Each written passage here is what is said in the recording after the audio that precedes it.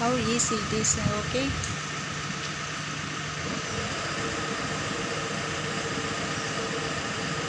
அந்த அக்கா அங்கே இறக்கி வச்சிட்டாங்களா. இப்போ மறுபடியும் போய் அடுத்ததை எடுக்கும். ஒரு சின்ன சின்ன சோப் பிட் மாதிரி ரெண்டு போட்டு வச்சுருக்குறாங்க எல்லா வீட்லேயுமே. அதுவும் தொட்டி மாரி கொண்டாந்து இறக்குனாங்க. இப்போ அதுக்கு வந்து லிட்டு போட்டுட்ருக்குறாங்க. இப்போ பாருங்கள், நெக்ஸ்ட் எடுக்க போகுது.